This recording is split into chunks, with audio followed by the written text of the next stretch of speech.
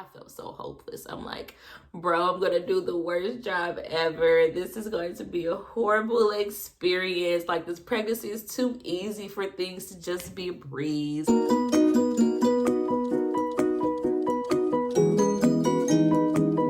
a goodie, everybody? Welcome back to my channel where we talk about all things real, raw, and relatable for you. Today I'm gonna be bringing you some content that is, I'm not even gonna say it's different. It may not be talked about a lot, but you guys know me and you know that I'm gonna share. If I'm feeling it, I'm gonna share. If I've been through it, I'm gonna share.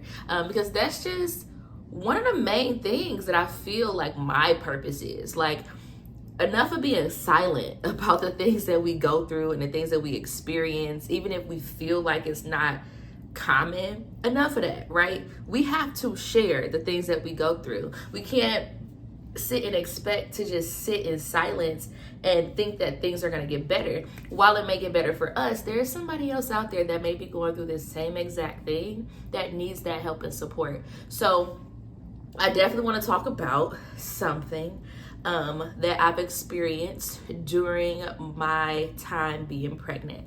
Now, overall, you guys, this pregnancy has been amazing. It has been blissful. It has been beautiful. It's been peaceful.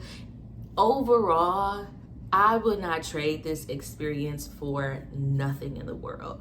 And I don't take that lightly because I know so many other women who have had very rough pregnancies, and maybe not even very rough pregnancies, but rough pregnancies overall. And I know experiencing a pregnancy where you barely have symptoms, where you're barely able to get up. Like, I know that there's pregnancies out there where there's women that does have it really rough, and I've just been blessed enough to not experience that on that end. Now, what I did suffer from, and it was something that I kind of like had to come to terms with, although the symptoms were great, it was a breeze for the most part, I did actually experience what I came to find out is called prenatal depression or perinatal depression. So what that is depression while you're pregnant. So think about postpartum, but it's not after the baby, it's while you're pregnant.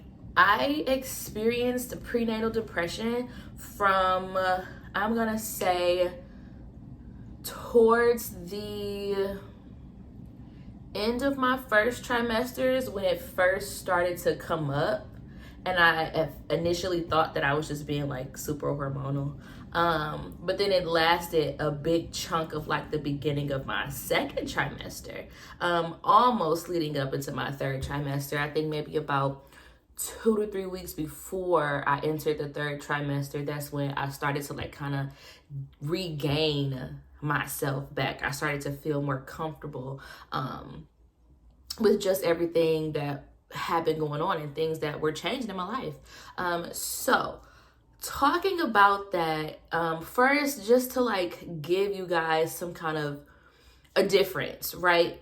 From what made me think that, or what made me come to know that it was prenatal depression and not just like my hormones acting up. One, I realized that I was sad more often than not, and not moody, but like extremely sad. I would have days where like my mind was racing a mile per minute. I was thinking about everything. I was struggling, trying to figure out how I was going to be a parent, right? And not just that, I got extremely sad because my life now just looks completely different than what I expected it to look like when the time came for me to bring children into this world. For instance, and this was just a big part of it, and I don't want sympathy, you guys. Trust me, I have healed from this.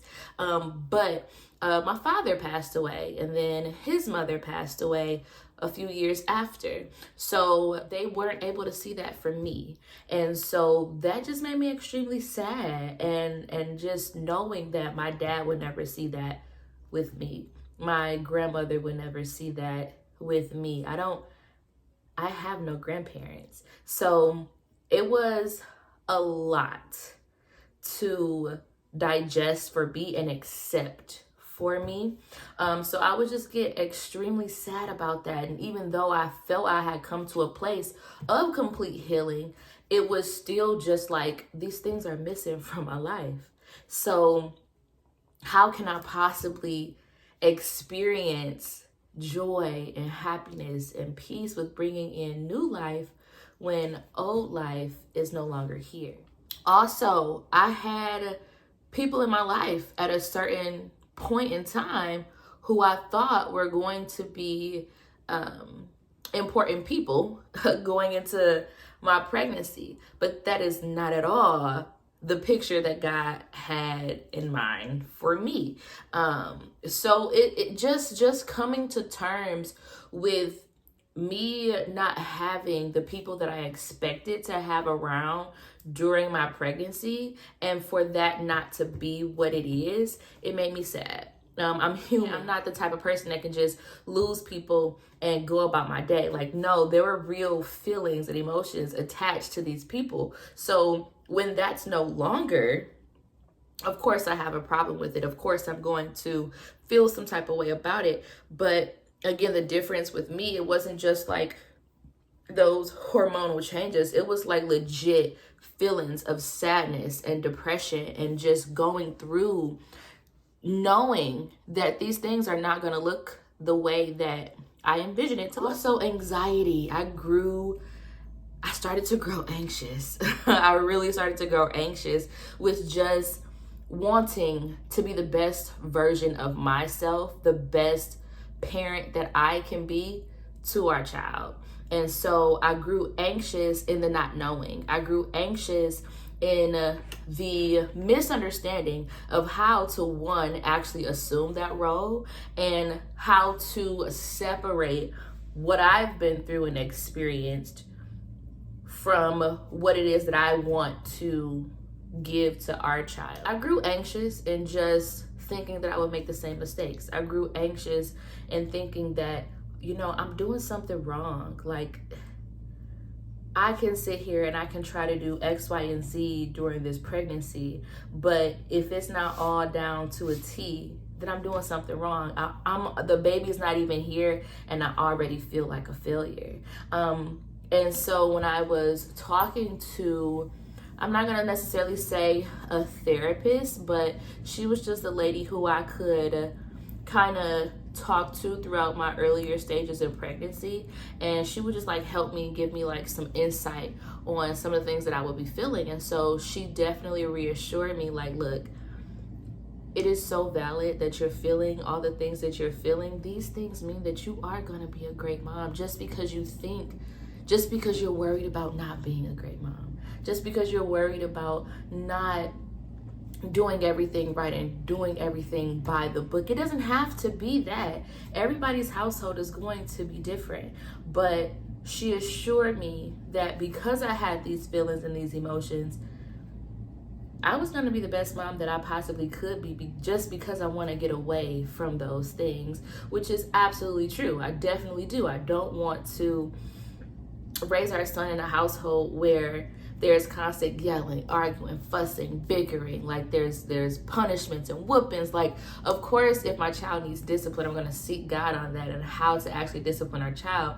But there are things that, let's face it, right? We've learned growing up that we kind of need to unlearn becoming parents ourselves.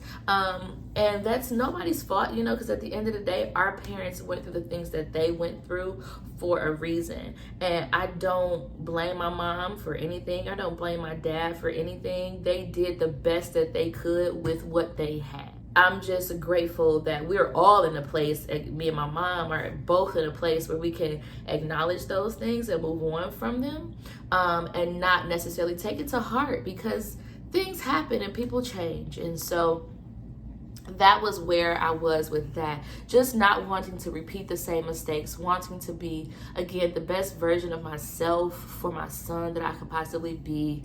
I thought about, like, okay, now that I'm assuming this role of mom, how am I going to assume this role as a wife as well? I've already been a wife for 2 years now. So it's like, am I going to slack in that area? You know, I want to be able to have like this balance. So it's the perfectionist in me that kind of took me down that rabbit hole of feelings and emotions. But prenatal depression was definitely something that I struggled with for weeks. Like my mental was under attack, and that's literally what it felt like. It felt like my mental was under attack. Like the devil saw that this was an area that he knew I was going to struggle with, and so it was just like hit after hit after hit after hit, and your girl was really like, bruh, this can't be it. This can't be how I'm feeling. This can't be. But it was. And I had to recognize that. And so one other thing that I kind of want to point out with this is that the revelation that God kind of gave me, because while I'm going through things, especially like mental instability and things like that, and I'm not ashamed to say it, okay, because we're all human and we all go through things, and we all have a moment or 2 or 3 or 4 where our mental is going to be under attack, and we're running down this rabbit hole of feelings and emotions and words that we're speaking over ourselves that really is not conducive to our growth. I'm not ashamed to admit that. So, and because I've been in that space before. Last year, I went through almost a year-long depression, y'all. And I had to fight to get out of there. And it was more so, again, mental. And people ask too, like, well, what about therapy? What about therapy? Have you ever thought about that? And which I am not against therapy, okay? I think God plus therapy is great for some people. But when I operate, y'all, when I do things, I have to ask God. I have to ask God if this is what he wants me to do. I can't just do it because somebody is saying, okay, well, maybe you should try this, maybe you should try that. I actually asked God, and he didn't need me to do therapy. What he told me was he needed me to get closer to him. Not try to go to a stranger and tell everything that I'm going through, because that stranger's not going to get it. God needed me to get closer to him in that season, and that is why I didn't pursue therapy the way that other people think that I should have pursued therapy. And I can honestly say I'm so glad I did it, because your girl is good. Your girl is good now. At least I have a really good hold on my mental, to where before I even get to that space, I'm like, okay, you know what? Nope, I refuse to get back there. Let's not do that. Let's speak life and let's move on, right? So that was just something that I had to learn. Now, when it came to the revelation that God actually gave me with the prenatal depression, so yes, he led me to knowing and calling it out by name that yes, this indeed is prenatal depression. But also, he started bringing up my dad's side of the family to me a lot. And so I'm just ingesting it. I'm like, okay, God, what are you trying to tell me? What is this?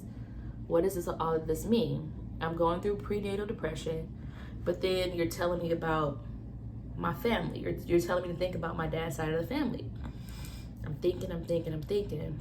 Y'all, what God told me is that, look, that side of the family suffered major from depression.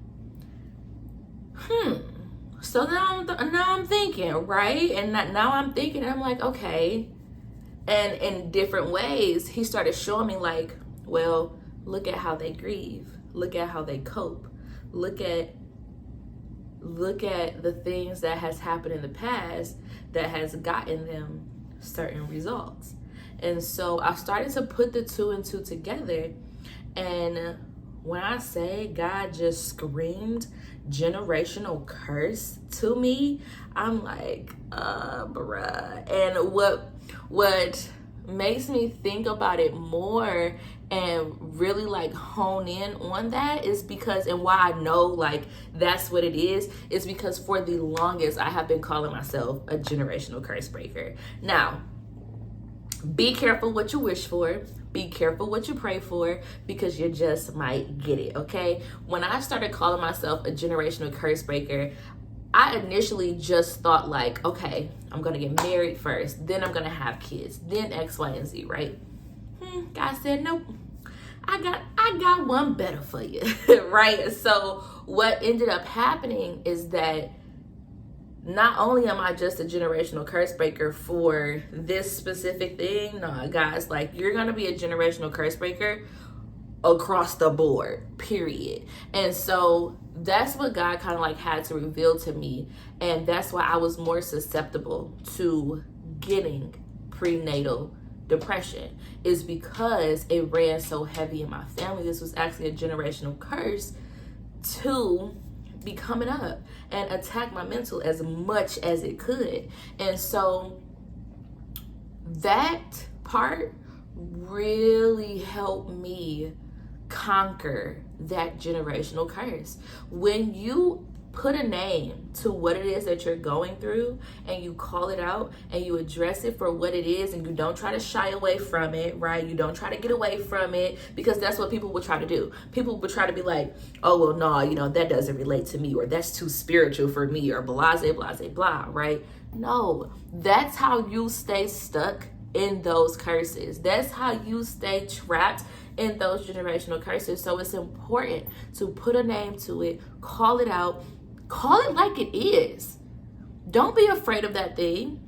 Face it head on. And that's what got me out of that space. Not only that, I had people to encourage me along the way too. I had people I could vent to. I had people I could talk to that was just like, we're praying for you, we're praying for you, we're praying for you. And just like having them be so genuine about it as well, and really stand in agreement that this is a thing that we're not touching again. And I claim that, and I really started to say that. I said, no, I'm not getting back there again.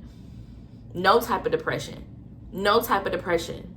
So I'm going to keep this video here because I want y'all to know, postpartum, I'm not touching it. It's not touching me. And I'm going to claim it right now, because I know that's already an area where the enemy does want to attack. The enemy does want to come in and make me weak in that area, but I'm going to keep this up just to claim. And I'm not going to hold y'all. I'm not going to front for y'all. I'm not going to put up a false story. If I really go through postpartum after this video, I promise you on everything I love, I will come back and I will declare it, and I will tell you guys about it. And I will tell you guys about my experience, how I got through it, because period, I'm going to get through it if it does touch me, but it may not, in the name of Jesus, okay?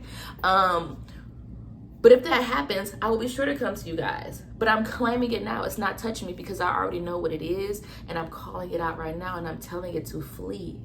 Flee and disperse. It ain't touching me. So I had to learn that. I had to learn and discern exactly what it was, where it came from in me, okay? This is not going to be the same thing for everybody. I'm just telling you guys this story because maybe in some way you can relate. Maybe in some way there's something that I'm saying that does resonate with you, and it makes you think like, let me analyze where I come from a little bit more. Because maybe there is some truth to it. And it doesn't have to be. If this is not your story, then this is not your story. I get it. I understand it doesn't have to be your story. But for some people, it is. It is our story.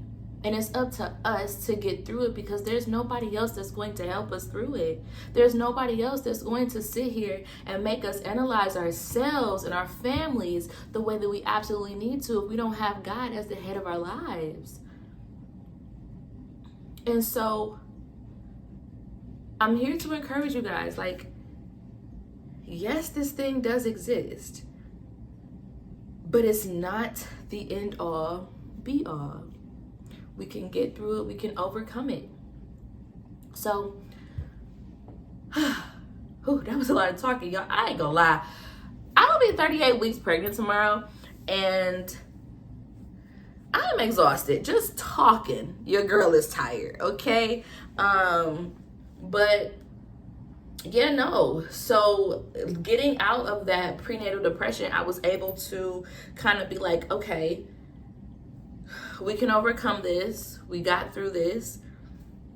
And ever since then, I have been really good mentally. Like, I have been so straight. I am really close to giving birth. So I'm just like, I'm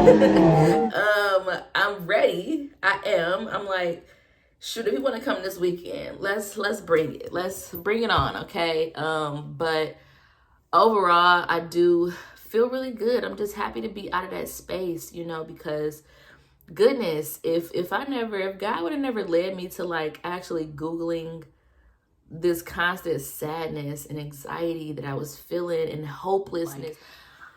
I had to get out of my head. I had to get out of my head and truly just lean on God and what He has said to me and already revealed. So we are healed, signed, healed, and delivered. Okay, signed, healed, and delivered. So I'm just in awe, like, of the work God has done in me. And I'm so glad that the journey was not perfect. It's not going to be perfect. I am so glad I had it had its ups and downs, because if it's not for those who, things just can't always be perfect. Okay. And even though, like I said, the pregnancy itself has been easy as far as like the symptoms and what I actually go through on a day-to-day basis, it doesn't mean that the entire thing was easy, because it wasn't. I went through it mentally, okay? And that's where a lot of my growth came from. I learned a lot of lessons from it. I know one of the things that God is teaching me right now as I transition into actually becoming a mother once Dean gets here, is He's teaching me patience. He's teaching me patience. He's teaching me grace. He's teaching me how to acknowledge the things that does need to be corrected before my son gets here. And so, again, we can't all be perfect. Our life is not perfect. It's never going to be perfect. You're never going to see a perfect version of myself being put out there for you guys. That's just not it, okay? Because I know I'm not perfect. And I'm just the type of person that likes to admit my flaws, that likes to admit where I'm wrong. I don't mind being wrong, okay? I don't mind being wrong. So if I'm wrong, tell me, right? Come from a place of love and tell me.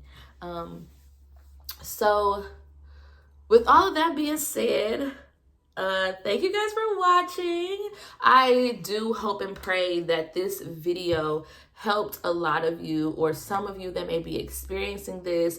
Maybe I shined a light on prenatal depression and you're going through it and you had no idea what it was. But now you can put a name to it because you watched this video. And I pray that the video resonates with you. I pray that you use the knowledge and information that I have given you based on my own convictions and my own revelations that God has given me, and you pass that along to someone who you think may need it. So I just pray it touched you in some way, shape, or form.